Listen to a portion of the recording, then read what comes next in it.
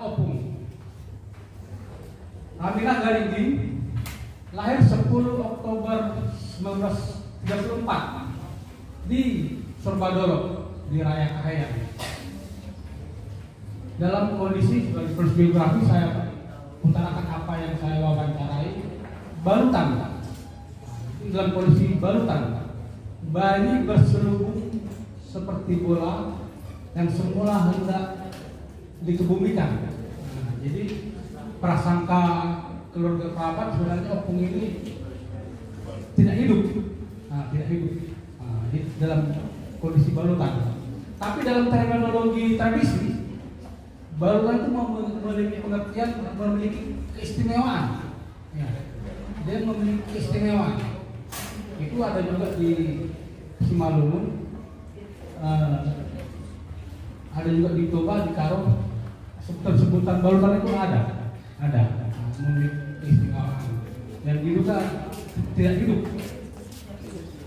Kita balik ke belakang, kakeknya Tuan Surbadolo, Tuan Likar Sargigaringgi, menyelamatkan dengan memanggil semua orang kampung dengan tawa-tawa atau gong. Jadi zaman dulu itu kalau ada sesuatu peristiwa dipukul dengan gong untuk memberitahu kepada kerabat keluarga dan penduduk kampung. Halo Tuan Nami, asyik idul ham anam. Buat Halimah ma ome pitu bulan sama ta wing sahal. Itulah diberitahu kepada kerabat. Itulah yang membuka bayi hingga 7 lapis dengan kulit padi. 7 biji padi itulah yang menyelamatkan bayi tersebut sehingga diberi nama dengan Raminah Garinggi dan sampai sekarang masih hidup. Terus dulu buat Opung Raminah. Siapakah Tuan Likar Sargigaringgi? Dia tercatat dalam silsilah buku Sargigaringgi yang disusun oleh Tarawan Syah Saragi. Pengantar buku tersebut Imam Said Purba 1981 dari silsilah di bawah generasi Raja Raya Tuan Odang Main Saragi. Jadi kakeknya Tuan Likar masih keturunan dari Kerajaan Raya, satu garis dari di bawah Raja Raya Tuan Odang Saragi dan penganut Habonaro. Segala sesuatu berdasarkan petunjuk dan rekomendasi leluhur, baik membuka lahan ladang, menanam, bekerja, panen, manitiari, melaksanakan aktivitas, semua berdasarkan rekomendasi dari leluhur. Nah ini dia buku yang disusun oleh Tarawan Syah, silsilah Sargigaringgi, ada 44 tuan, salah satunya Tuan Likar, itu kan di atas Tuan Raja Raya Tuan Odang Saragi, di bawahnya langsung Tuan Likar Sargigaringgi Tuan Surbadolo, satu angkatan dengan Tuan Pusia, dengan Tuan Pusia satu angkatan. Kemudian dari Tuan Likar menurunkan Tuan Ikan. Tuan Ikan itu adalah ayah dari Opung Raminah Garinggi, dan di buku itu diterangkan juga siapa-siapa anak dari Tuan Ikan, maksudnya Opung Raminah Garinggi. Setelah Tuan Likar, generasi kedua Tuan Surbadolo, Tuan Marton Sargigaringgi, gelar Tuan Ikan. Ia juga memiliki pengetahuan tradisi, panukunan, tempat bertanya berbagai hal, memiliki kemampuan lihat, bela diri tradisional dan penyembuh tradisional. Ia dikenal dengan Tuan Ikan karena ia bisa mengambil ikan dengan menadahkan tangannya ke dalam air, ke dalam sungai, ke dalam mata air. Kemudian ikan berdatangan untuk bisa diambil untuk sebagai makanan. Kemudian yang ketiga, Raminah Garinggi, dari Tuan Likar Garinggi, Tuan Ikan, Kemenagari ini juga memiliki pengetahuan tradisi seperti tortor, tari dengan otodidak, juga penyembuh tradisional yang menggunakan herbal, tumbuh-tumbuhan hutan, penutur, legenda cerita rakyat yang fasih. Jadi kalau kita mau tanya apa saja legenda cerita rakyat, misalnya Tinggi Raja, lempar aja sama sok, langsung saja dari menit ini sampai lagu-lagunya juga diceritakan. Kita ingin cerita dari Wong Soma, langsung saja bergulir. Kita lagi cerita tentang Tuan Bandar Pulau, ada ya rekaman-rekaman terbung ada di Kemenagari ini. Dan bagaimana? Apakah Pulau Minah mengalami kebudayaan rumah bolon? Jawabnya iya. Jadi saya wawancara, aku masih melihat rumah bolon saat masih anak-anak, memiliki kesamaan dan perbedaan dengan rumah bolon pematang purba. Bedanya diberi batas seperti sekat demi sekat, tidak terbuka memanjang. Panjangnya kira-kira 20 meter kali 10 meter. Ada tataring di atas dengan tali rotan tempat air menjatuhkan kalau hendak mengambil air menuangkan. Jadi itu masih ada rekaman ngobrol, ada sampai opung. Setelah itu ia anak-anak berpindah ke tebing tinggi.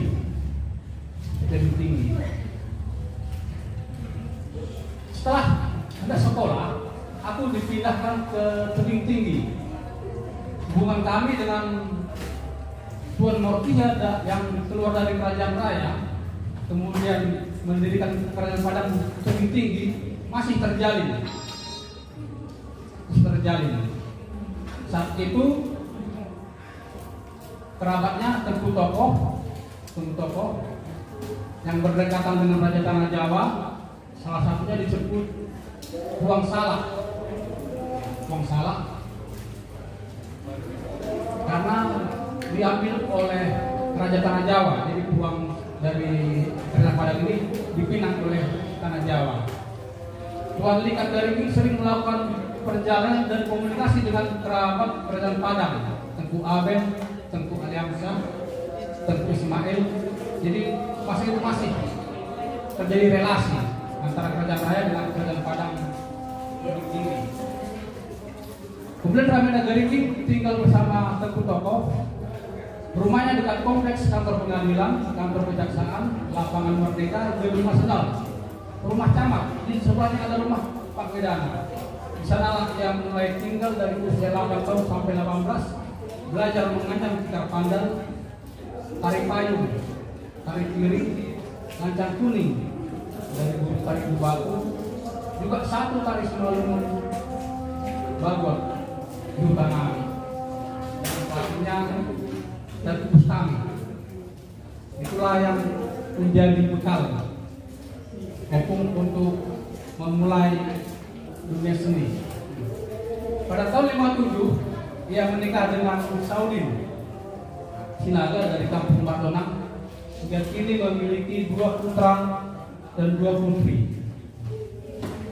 Pada tahun 90 sampai 95, Mayor Andres Lingga yang saat itu menjabat sebagai Kepala Museum Simalungun memintanya datang berkunjung ke rumah bolon pematang purba.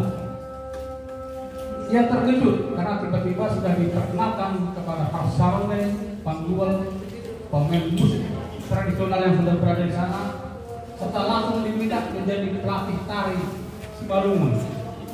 Padahal bekalnya hanya pernah mengalami bagot Yutanami. Jadi kekayaan Abu Kemenagari ini, ia berinteraksi dengan alam, dengan musik tradisional. Ia tidak memiliki guru khusus untuk tari yang bisa ia pelajari. Ia takut mendengarkan suara gondrang.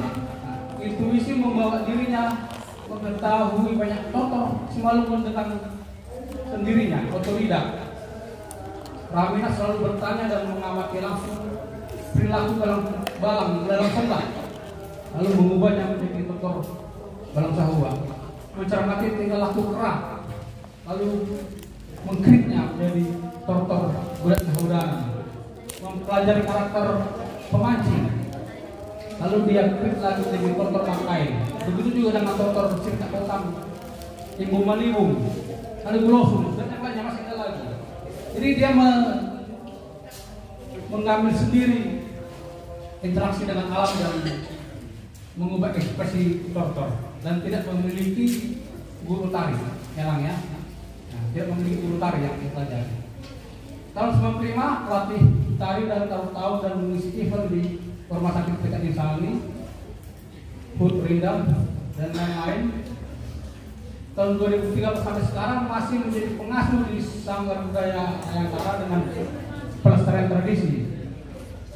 Apa yang dia perhatikan kembali adalah tortor Ibu Manibung. Ibu Manibung ini tidak pernah diperlihatkan selama 10 tahun. Saya belum pernah melihat tortor Ibu Manibung. Nah, baru opunglah yang mengeluarkan kembali sehingga bisa kita lihat bersama. Kemudian tortor Tukak Maleha ini juga jarang sekali diperlihatkan. Ada lagi tortor Nang Burdaha, burung Garuda.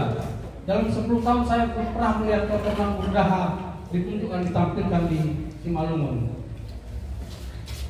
Tortor Kerincing Hanuman Simalungun, hasil interaksi opung dengan taman keras sebagian di Parapat. Ada lagi senda tari panak Kuruku.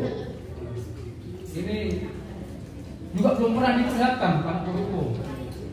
Mudah-mudahan tahun depan bisa kita latih dan kita munculkan kembali. Tiga permainan tradisional Sabta Sere yang didukung oleh BPBD Aceh. Nah, inilah yang diangkat dari bawah untuk dipelajari dan dirawat dan dilestarikan bersama. Tapi opung juga menjaga tari komunal, jadi bukan hanya yang dari dalam kreasinya sendiri dengan alam, dengan musik gondang, tapi kalau tari komunal ia pelihara, atau sombak, martonus, jadi matidaan, karuan bolon, manduda, juga memberi ruang kreasi. Contoh saundulan itu anak-anak dia bebaskan berkreasi. Itulah lewat singkat dari Opung Raminah Garigi. Juga kini kita melakukan pengusulan sebagai calon penerima anugerah budaya Indonesia tahun 2022 sedang diproses. Nah, mudah-mudahan diverifikasi dan bisa disurvei ke Sanggar Budaya Ayangkara untuk jenis perorangan maestro seni tradisi. Itu aja yang mau saya sampaikan. Salam hormat. Tepuk tangan buat Opung Raminah.